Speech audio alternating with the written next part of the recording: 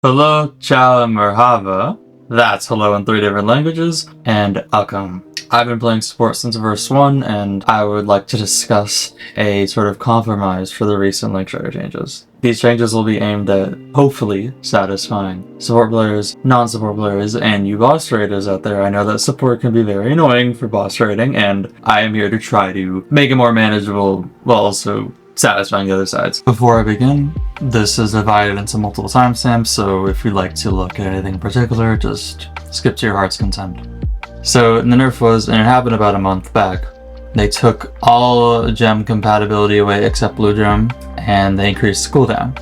Only by like 2 seconds. The main issue is of course the gems, because for people who don't use Linkstrider, Symbiotic Sustain, you'd always put either a Blessed Gem or a Bloodless Gem on it.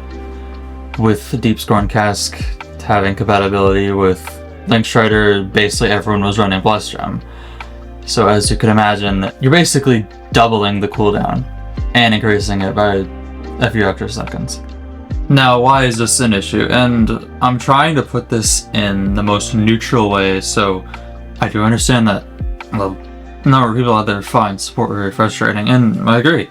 I mean, I've only played support, but I can understand that having your hard-earned damage get healed back, or the numerous utility that support has, is not very fun. But this was such like an odd angle to take it at, because, and you can ask any good support player this, it isn't just healing. Don't get me wrong, healing is very important, but it's not like if you were to be called a good support player, it's because you can heal. Like, that's not the idea. Really, it just makes it frustrating for both sides, is because the support can still just pump out basically free healing.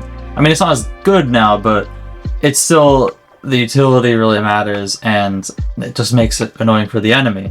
It makes it annoying for the support because, well, people play support to help their teammates, and healing is like a big part of that. So making this 113% healing reduction is just a little jarring. Also, what I think not enough people realize is that, well, Linkstrider isn't going to be the only support oath, very likely, because Ark was talking about a Bard oath. I don't know how many support oaths are going to be, but if Linkstrider is like the basis of how powerful one should be, I think you can see the issue there.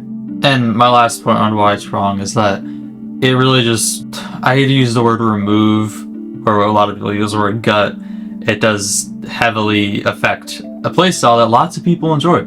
Anyways, there's a little more interesting part where I talk about a rework and a change in nerf. This first one is just a change in what they nerf, and in my opinion is probably the best angle.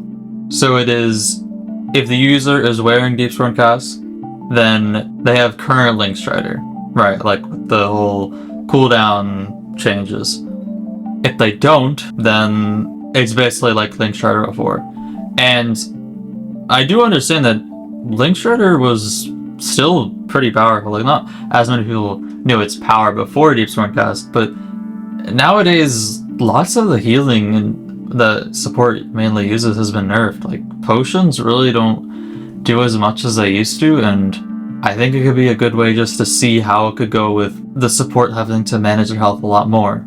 On top of this, I would also reduce the outside incoming healing that Linkstrider receives. So I'm talking about if someone else were to heal you, not healing that you give yourself. This is just really to deal with all those people who run like tons of Linkstriders healing each other. It's kind of frustrating. The main benefits of this is that, one, it makes support more counterable, so it's less frustrating for the enemies. Two, it makes support more skill-based instead of just healing for basically free. And finally, it makes support more flexible, as you're just able to heal more and be more flexible with your health management. Now, the rework idea. So, it's now old Linkstrider. So, before the cooldown changes, Deep Scorn Cask doesn't work with Linkstrider. And instead, Linkstrider has a resource meter. For an example number, we'll put it as 100, and when you use sustain, it takes 20.